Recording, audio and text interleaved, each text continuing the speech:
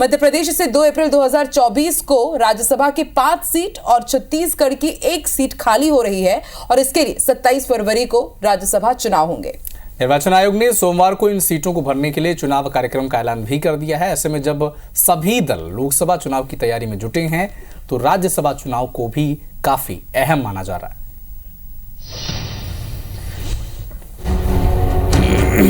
लोकसभा से पहले राज्यसभा की भिड़ंत, 15 राज्यों की 56 सीट पर सियासी फाइट।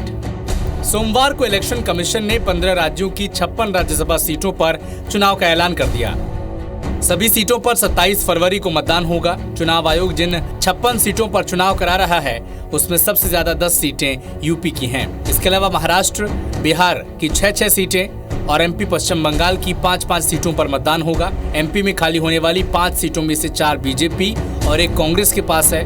230 सदस्यीय विधानसभा में मौजूदा दलीय स्थिति के मुताबिक 4 सीटें फिर से बीजेपी के खाते में जाना तय है, तो वहीं 1 सीट पर कांग्रेस दोबारा कब्जा जमा सकती है। वैसे कहा जा रहा है कि बीजेपी राज्यसभा के चारों प्रत्याशी का चुनाव लोकसभा चुनाव के समीकरण के आधार पर तय कर सकती है, यानी उम्मीदवार वही बनेगा जिसे अगली सरकार में मंत्री बनाना हो। वहीं धर्मेंद्र प्रधान और एल मुरुगन बाहरी उम्मीदवार हैं। धर्मेंद्र प्रधान इस बार लोकसभा चुनाव लड़ सकते हैं। ऐसे में दक्षिण से आने वाले एल मुरुगन का फिर से लॉटरी लग सकता है, यानी मिशन 24 को ध्यान में रखते हुए 2 बाहरी 2 लोकल वाला समीकरण देखने को मिल सकता है। जबकि कांग्रेस की राजमणि पटेल ओबीसी से आती हैं, लिहाजा कांग्रेस फिर किसी ओबीसी फेस पर भरोसा जता सकती है। वहीं छत्तीसगढ़ की बात करें तो यहाँ इकलौती सरोज पांडे का कार्यकाल समाप्त हो रहा है। ऐसे में बड़ा सवाल ये है कि सरोज पांडे फिर से रिपीट होंगी या फिर किसी नए चेहरे को मौका मिलेगा। Election desk IBC 24।